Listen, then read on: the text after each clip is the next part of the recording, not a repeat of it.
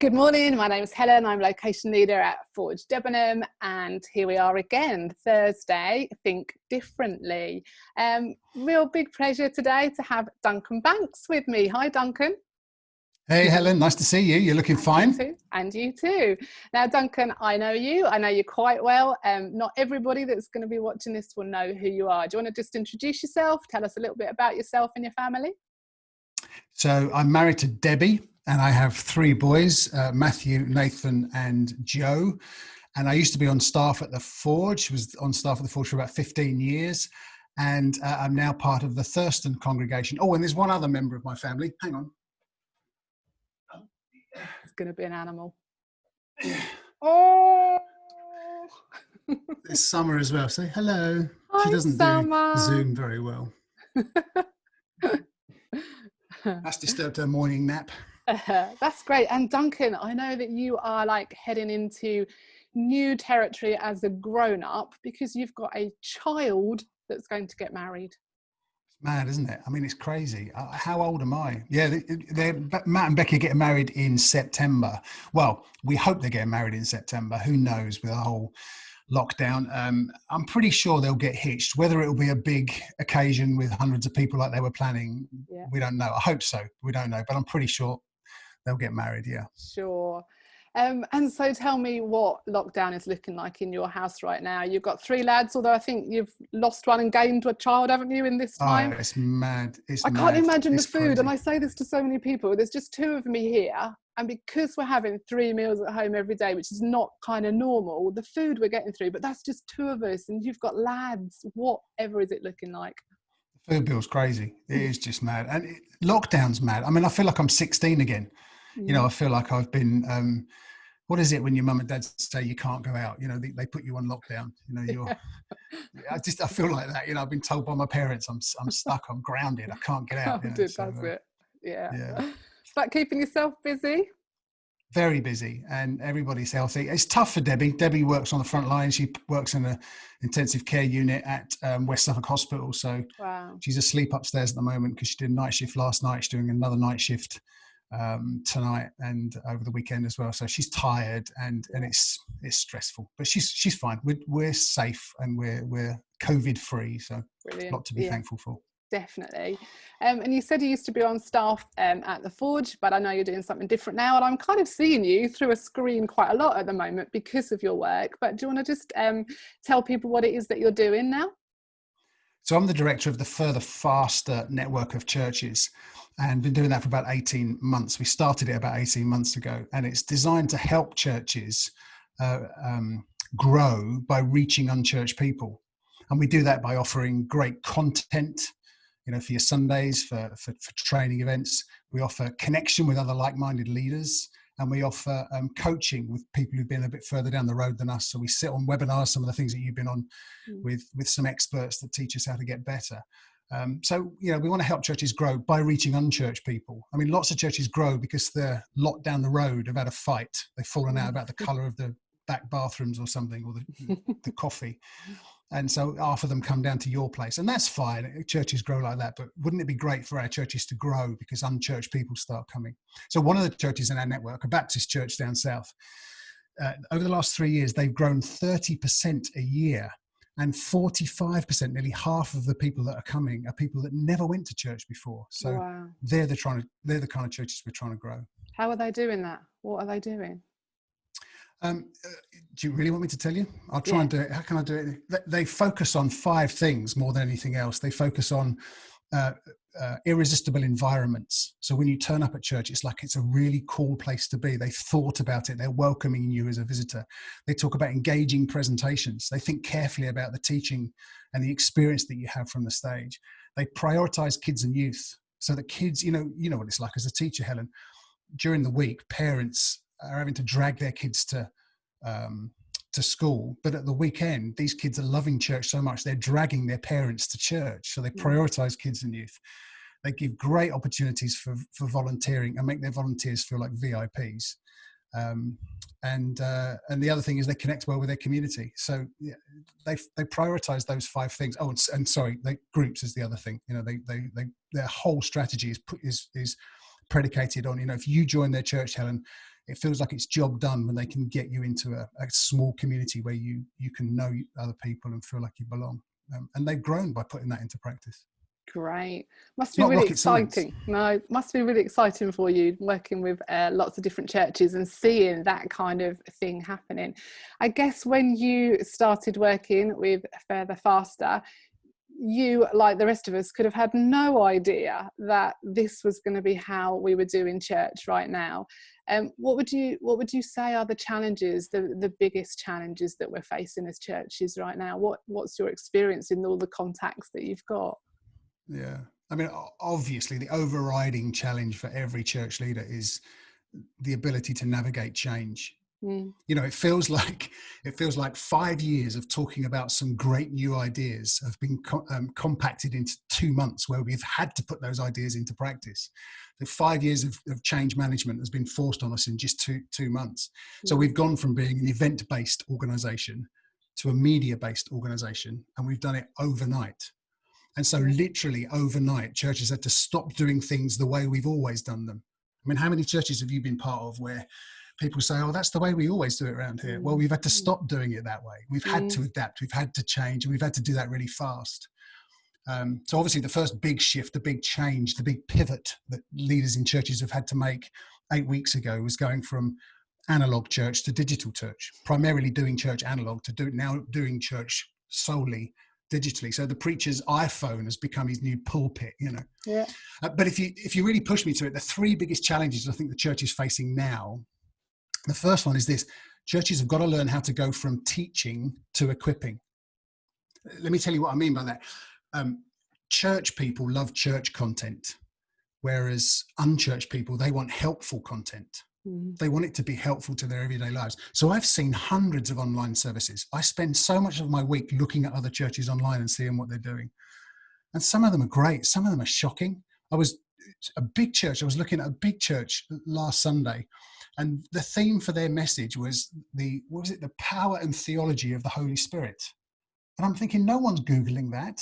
No one's asking that question. It was great teaching. Yeah. You're not equipping anybody, really. Yeah. People are Googling, how do I cope with my kids? I've got 3 under 8s.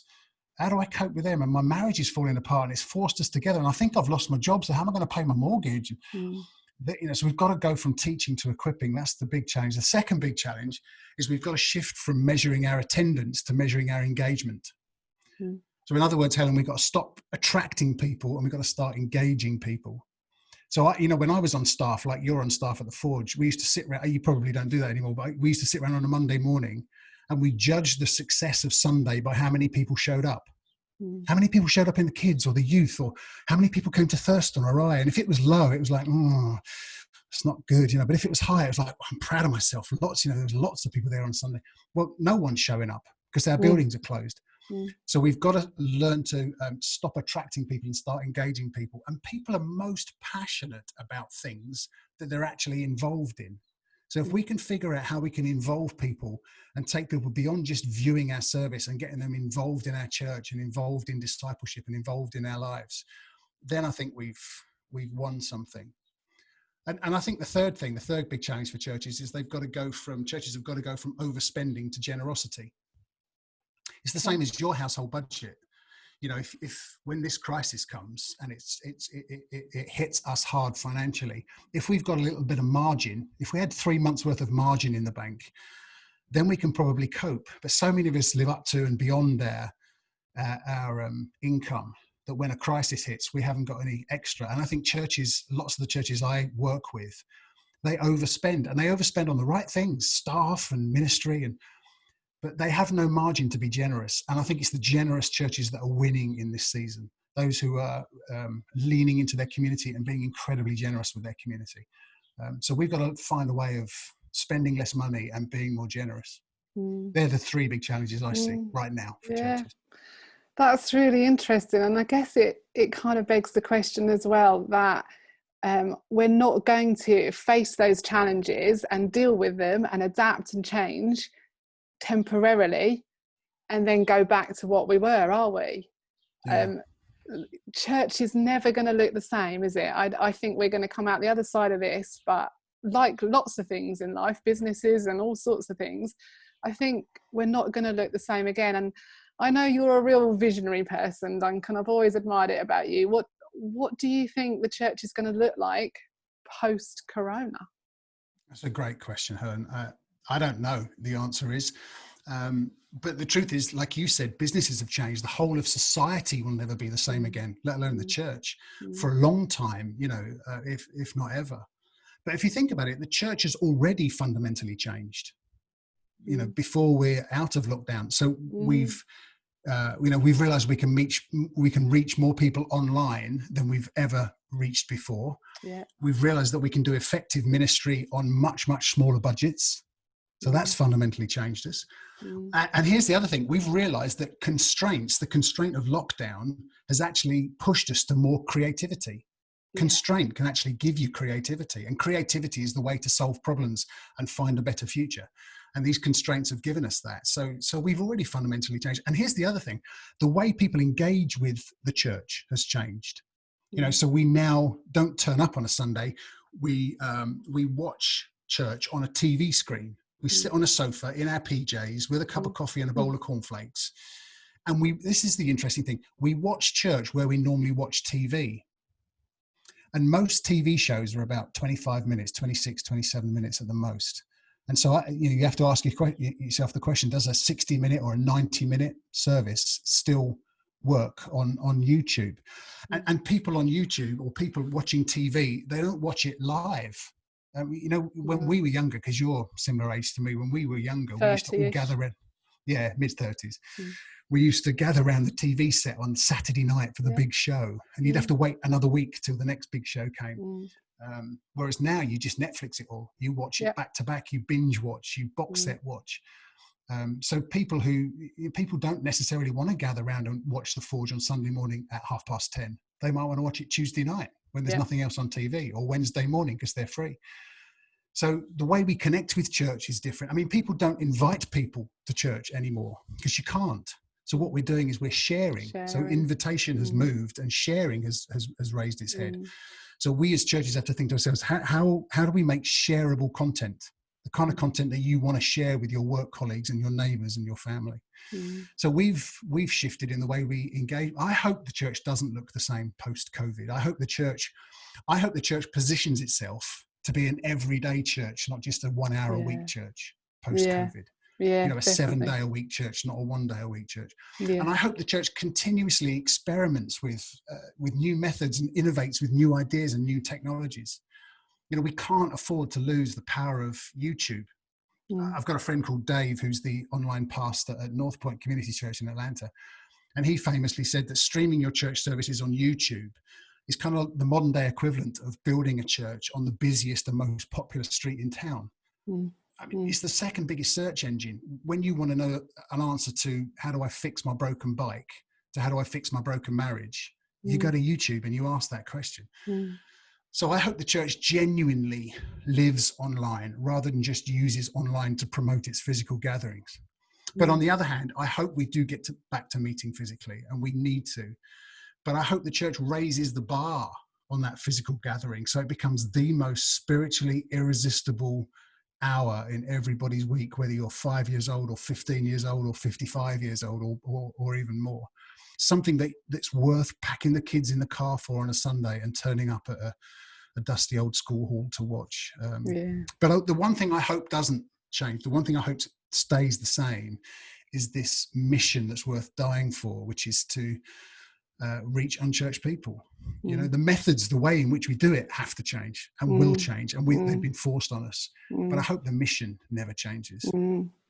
I think it's so exciting. I am loving being part of a team where people are constantly looking at what we're doing and how we can do it better and how we can engage people better. And as a consequence, just seeing my friends and family tapping in to what we're doing. It's such I don't think inviting, sharing has ever been so easy. It is so easy now just to put links on and say to people, have a look at this, and they do. It's just amazing, really, really exciting.